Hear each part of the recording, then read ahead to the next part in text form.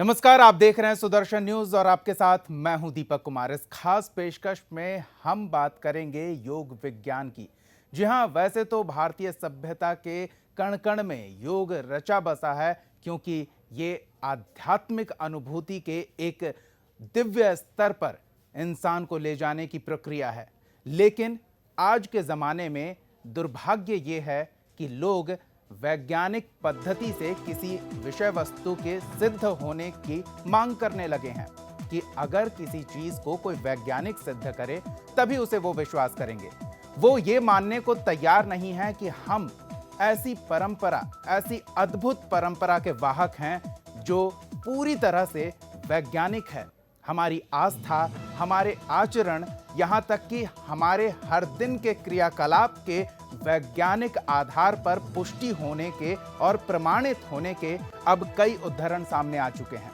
आज हम बात करेंगे योग के विज्ञान की, पर पहले ये रिपोर्ट दिखाएंगे हम आपको, और इस रिपोर्ट के जरिए हम आपको ये बताने की कोशिश करेंगे कि किस तरह से योग के जो आसन हैं, एक एक आसन अपने आप में बेहद खास और एक एक आसन ऐसे हैं जो सर्वांगीण शारीरिक विकास के साथ ही मानसिक तौर पर आपको एक उच्च स्तर पर ले जाने में सक्षम है।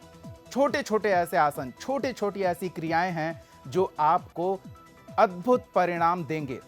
न केवल शारीरिक तौर पर आप कष्ट मुक्त होंगे, दोष मुक्त होंगे, बल्कि मानसिक तौर पर भी आप मजबूत होंगे और इतने सक्षम होंगे कि आप अध्यात्म के उस स्तर को छू सकेंगे जिसमें आपको देवत्व की अनुभूति होगी।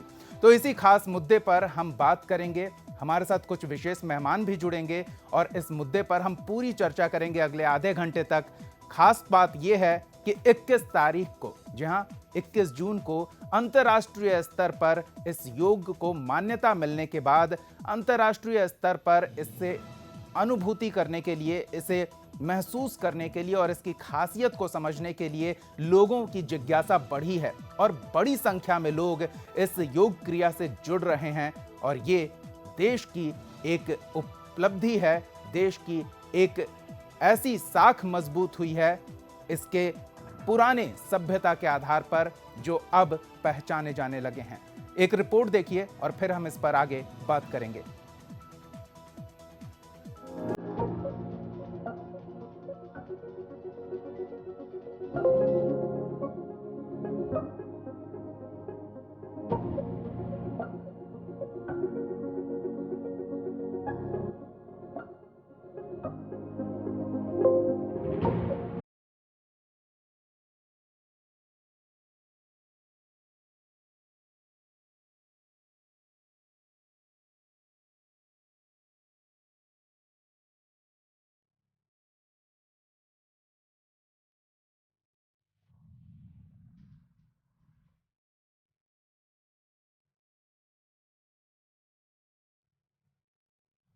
योग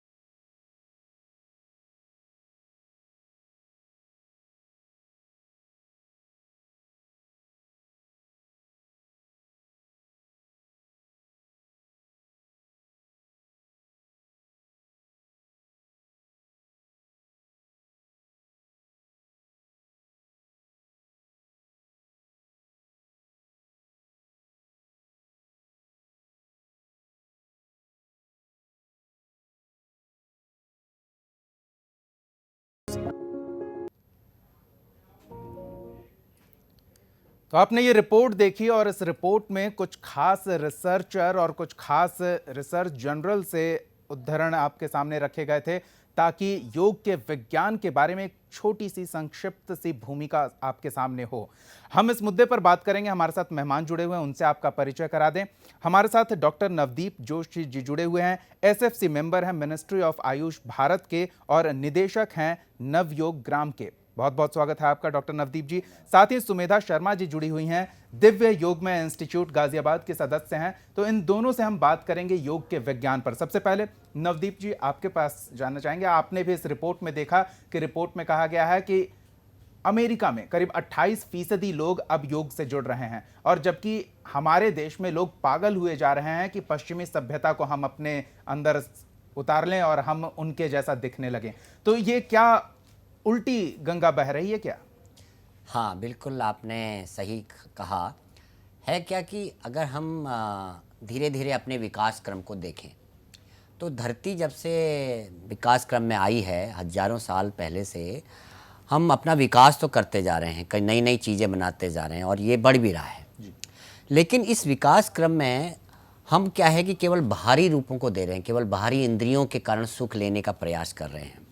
और उसके कारण क्या हो रहा है कि उपनिषदों में ये बोला है कि हम केवल बाहरी चीज़ों के प्रति ज़्यादा जागृत होते हैं, लेकिन मैं क्या हूँ, मैं क्यों यहाँ पे आया हूँ, ये जो योगों में, हमारे वेदों में, भारतीय संस्कृति में शुरू से ये बातें कही गई हैं कि आप अपने को जानो।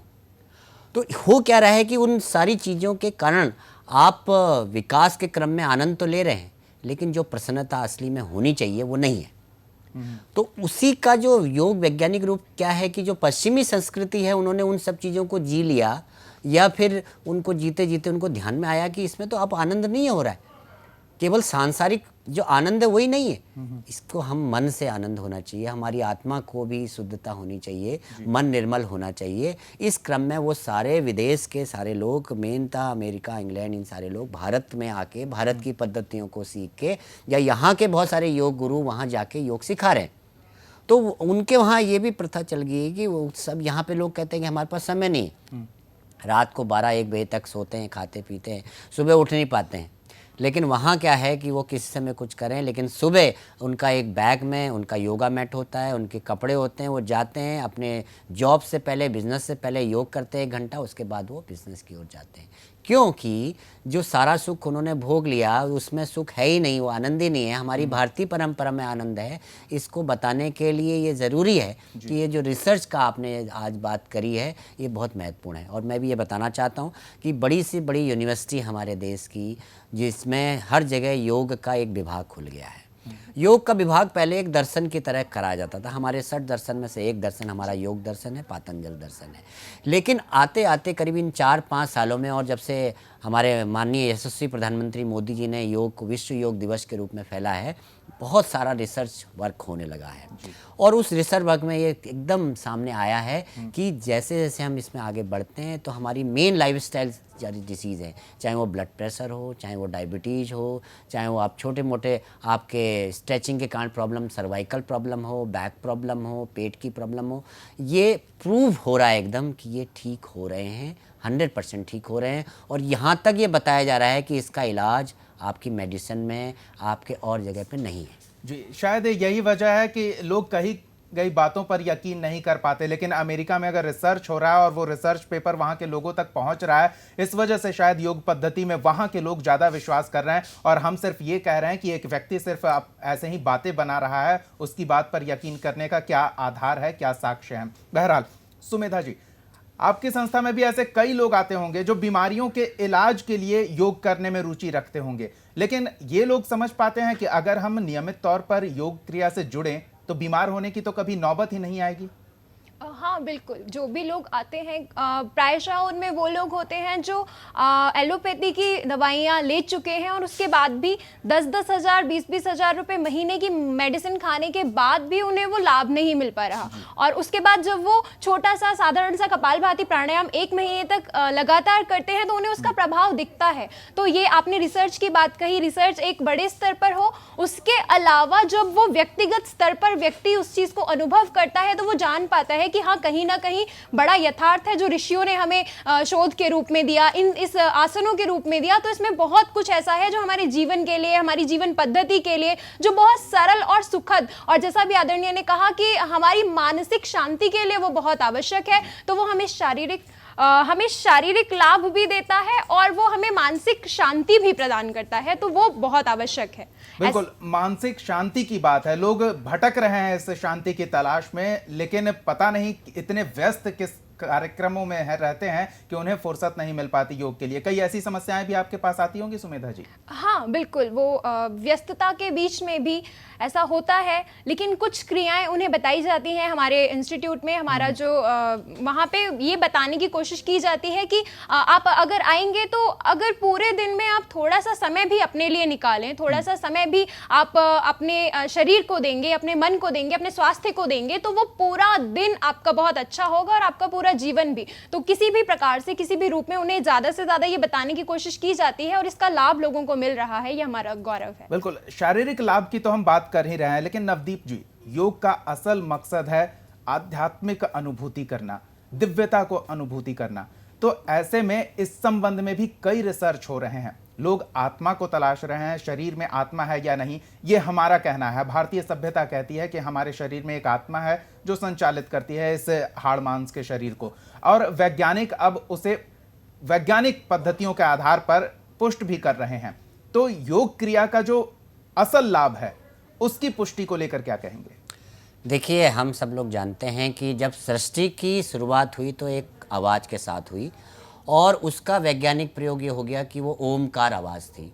अलग अलग धर्मों में उसमें अलग अलग तरह की आवाज़ों का, साउंड का ध्यान है, लेकिन सब जगह है। और नासा ने अभी एक या 1.5 साल पहले ये अपनी नासा लेबोरेटरी में रिसर्च करी कि सूर्य की जो किरणें हैं उसमें जब उन्होंने उसको लगाया तो वहाँ पे ओमकार की ध्वनि थी। तो ये सृष्टि की शुरुआत से ही हमारी जो योग में सारे जो ग्रंथ हैं उसमें जो लिखा हुआ है कि वो नाद है, नादानुसंधान है, ओमकार है।